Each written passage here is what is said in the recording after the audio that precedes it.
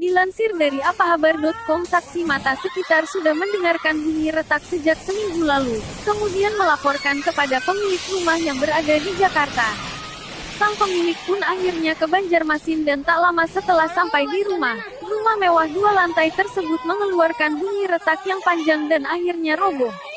Pemilik rumah sudah menempati rumah tersebut selama 15 tahun, sebagai tempat beristirahat saat berkunjung ke Banjarmasin sekitar 2 kali dalam sebulannya. Penyebab robohnya rumah tersebut diduga karena pondasi tidak kuat, dan tak ada korban jiwa dalam peristiwa tersebut. Tolong bantuannya nah.